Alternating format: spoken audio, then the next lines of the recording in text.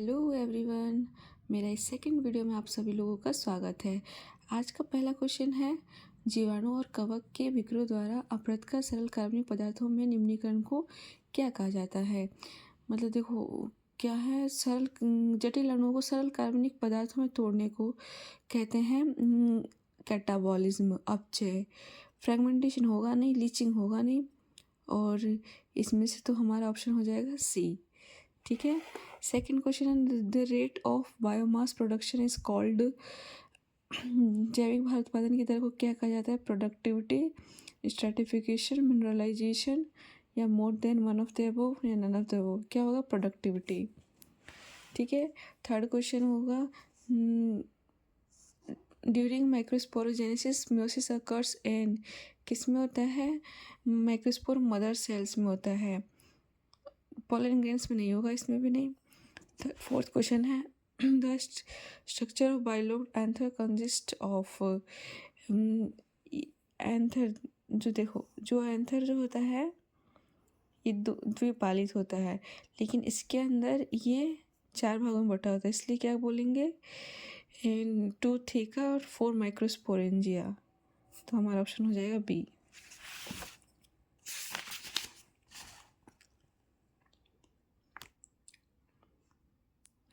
इसके बाद आता है 5 question, choose the correct statement.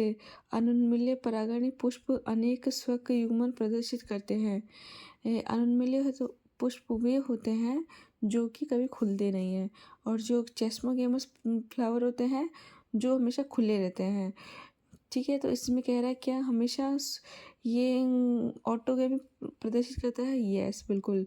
और जो चेस्मोगेमस है ये हमेशा जिटेनोगोमी होता है, मतलब एक ही प्लांट, जिटेनोगोमी होता है एक ही प्लांट के फ्लावर, मतलब उसका एंथर उसी वर्तिका अगर पे स्टिग्मा पे जाए उसी को क्या कहते हैं, जिटेनोगोमी, मतलब परागन हो उसी से। तो ये हमेशा नहीं होता है कि चेस्मोगेमस में। इसमें अधिकतर इंसेक्ट पॉलिनेशन यानी जीनोगेमी होता है। ठीक है। और ये क्या है, उन्मील परागनी पुष्प कभी भी स्वयुग्मन का प्रदर्शन नहीं करते हैं, कर सकते हैं। तो इसका आंसर हो जाएगा ए।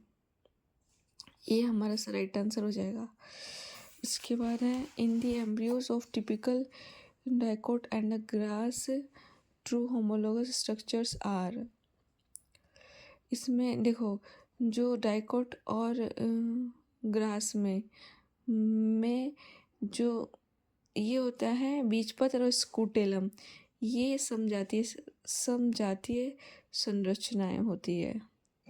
ठीक है। इसके बाद है, इसमें सभी आंसर दिए हुए हैं क्योंकि हम ये सॉल्व पेपर पढ़ रहे हैं। The coconut water from tender coconut is free nuclear endosperm. Number question आता है, pollen grains are well preserved as fossil because the presence of sporopollenin. Sporopollenin बहुत ही कठोर पदार्थ होता है, मेच या बहुलक कहेंगे इसे, और बहुत प्रतिरोधी यौगिकों में से एक है। इसके बाद आता है 99 क्वेश्चन, अल्फा और बीटा थैलेसीमिया के जीन को बनाए रखने वाले गुणसूत्र की संख्या क्रमशः कौन सी है, 16 और 11। ठीक है। जो अल्फा थैलेसीमिया है वंशानुगत एनीमिया है, उत्परिवर्तन के कारण होता है। इसके बाद है 100 क्वेश्चन, सिकल सेल एनीमिया के दौरान कोडोन में प्रतिस्थापन किस रूप में देखा जा सकता है, GAG to GUG, वैलिन। इसमें क्या होता है कि ना, यह बीटा हीमोग्लोबिन जीन के एकल बिंदु परिवर्तन के कारण होता है। उत्परिवर्तन के कारण हीमोग्लोबिन अणु की बीटा हीमोग्लोबिन श्रृंखला के छठे स्थान पर अमीनो एसिड ग्लूटामिक एसिड को वैलिन द्वारा प्रतिस्थापित किया जाता है।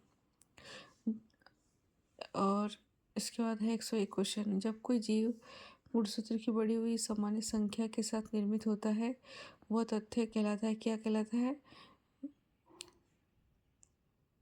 पॉलीप्लॉइडी। इसके बाद है, pleiotropic can be defined as pleiotropy, जब एक जीन अनेक लक्षणों को प्रदर्शित करे, सेकेंड ऑप्शन, ठीक है। इसके बाद देखो इसका एग्जाम्पल है एक फिनाइलकीटोन्यूरिया वाला। The condensation of chromosome is observed in prophase first. इसके बाद है cells do not further divide at which of the following stage G0. The subunits of prokaryotic chromosomes are 50+30, है ना, और यूकैरियोटिक में होता है 60+40। इसके बाद है बेसल ग्रैन्यूल सीलिया और फ्लैजिलिया के निर्माण में कौन सा अंग जुड़ा हुआ है? Golgi, centrosome, mitochondria, more than one of the above. B centrosome.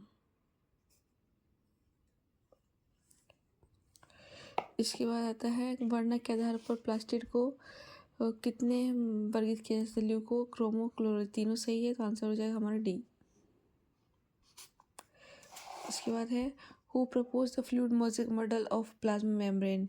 Singer, Nicolson, आपको पता ही है। और एक इम्पॉर्टेंट पॉइंट है स्लाइडन व स्वान, इन्होंने कोशिका सिद्धांत का प्रस्ताव रखा था और रॉबर्ट ब्राउन ने कोशिका केंद्र की खोज की थी। 9th में the bakanae disease of rice is caused by Gibberella fujikuroi, ठीक है। ये जो फंगस होता है और उसका दूसरा नाम क्या बोलते हैं? मुख्तारपूर्ण अंकुर रोग, बैकेरे। ओके, इसके बाद है हमारा लास्ट क्वेश्चन है which of the following is a function of cytoskeleton in cell motility, maintenance of cells shape और सपोर्ट ऑफ द ऑर्गेनेल? ये तीनों है, तो आंसर हो जाएगा more than one of the above.